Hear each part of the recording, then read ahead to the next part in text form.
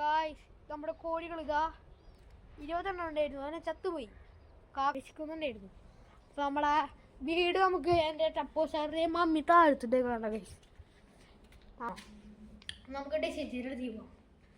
ഡെസേച്ചി അവിടെ വാതിൽ തുറക്കട്ടോ.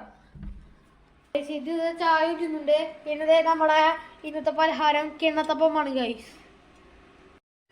ക്രിസ്മസിൻ്റെ പരീക്ഷയ്ക്ക് തുടങ്ങിയ കാരണേ ഉച്ചയ്ക്ക് ക്ലാസ് കഴിഞ്ഞ് ഒരാൾ എത്തും, മൂത്താൾ. ബാക്കി 2 പേർക്കും 4 മണി വരെയുണ്ട്.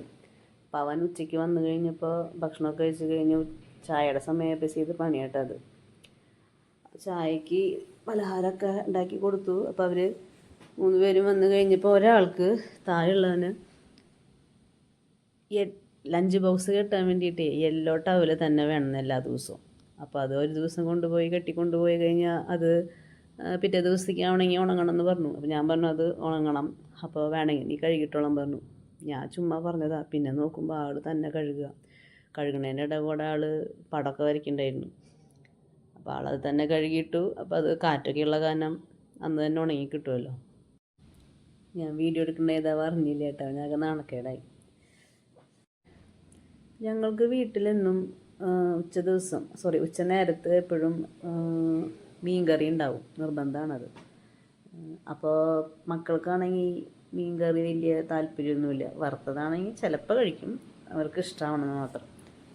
ഇഷ്ടമുള്ള മീൻ വറുത്തതാണെങ്കിൽ മാത്രമേ അവർ കഴിക്കുള്ളൂ, അല്ലെങ്കിൽ കഴിക്കില്ല. അപ്പോൾ വൈകിട്ട് എന്താ കഴിക്കുകയെന്ന് വിചാരിച്ച് ഇരിക്കുമ്പോൾ അവർ പറഞ്ഞു മുതിര മതിയെന്ന്.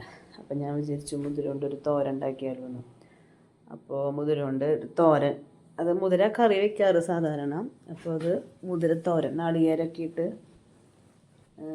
ഉണ്ടാക്കുന്നതാണ് ഞങ്ങൾ തോരൻ എന്ന് പറയുക, അല്ലെങ്കിൽ മുതിര കറി എന്നല്ല പറയുക. മുതിര പേരി കാച്ചാന്നൊക്കെ പറയും. ഇതിപ്പോൾ മുതിര തോരൻ.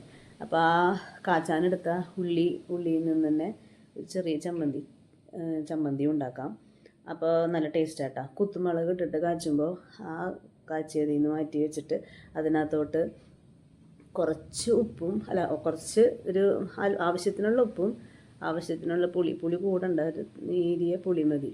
അതൊക്കെ കൂടിയിട്ട് ഇച്ചിരി കഞ്ഞിവെള്ളം ഉണ്ടെങ്കിൽ കഞ്ഞിവെള്ളമോ അല്ലാതുണ്ടെങ്കിൽ ഇച്ചിരി പച്ചവെള്ളം മതി ഒഴിച്ച് നല്ലോണം കൈ കൊണ്ട് ഞരടി എടുക്കണം. സ്പൂൺ കൊണ്ടൊന്നും ഇളക്കണ്ട, അതുകൊണ്ട് കാര്യമൊന്നുമില്ല. നല്ല ആ ഉള്ളിയൊക്കെ ഒന്ന് ഉടയണ രീതിയിൽ നല്ലോണം പുളിയും ഉപ്പൊക്കെ നല്ലോണം ഉടഞ്ഞ് കിട്ടുന്ന പോലെ ഇങ്ങനെ കൈ കൊണ്ട് ഞരടി എടുത്തു കഴിഞ്ഞാൽ നല്ല ടേസ്റ്റുള്ള ചമ്മന്തി കിട്ടും. ആ ചമ്മന്തി മതി നമുക്ക് അത്യാവശ്യം ഭക്ഷണമൊക്കെ കഴിക്കാനായിട്ട്, ചോറൊക്കെ ഉണ്ണാനായിട്ട്. വേറെ ഒരു കറി വേണമെന്നില്ല. അപ്പോൾ ഞാനിങ്ങനെ കാച്ചുന്ന ദിവസങ്ങൾ വല്ല ഉപ്പേരി മാത്രമേ ഉള്ളൂ, അങ്ങനെ തോരൻ മാത്രമേ ഉള്ളൂ എന്ന് വെച്ചാൽ ഞാനിങ്ങനെ ചെയ്യാറുണ്ട്. അപ്പോൾ ഒരു ചാറ് പോലെ ഇച്ചിരി ഗ്രേവി പോലെ എടുക്കാം. ഇച്ചിരി വെള്ളം കൂടുതലെടുത്താൽ മതി എന്ന് വെച്ചിട്ട് വെള്ളം പോലെ ഒഴിക്കരുത് കേട്ടോ. അപ്പോൾ നല്ല ടേസ്റ്റാണ്. അപ്പോൾ ഒന്ന് പരീക്ഷിച്ച് നോക്കിയുള്ളൂ കേട്ടോ, എല്ലാവർക്കും ഇഷ്ടമാവും അത്. അപ്പോൾ കൂടെ ഒരു ഉണക്കമാന്തളും കിട്ടി. ഉണക്കമാന്തൾ പകുതിയുള്ളൂ കേട്ടോ.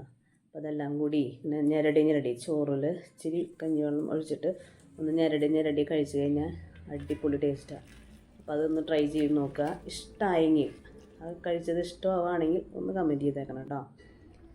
അപ്പോൾ ഇന്നത്തെ വീഡിയോയിൽ ഇത്രയേ ഉള്ളൂ. അടുത്ത വിശേഷമൊക്കെ ആയിട്ട് പിന്നെ വരാം. സബ്സ്ക്രൈബ് ചെയ്യാൻ മറക്കരുത് കേട്ടോ.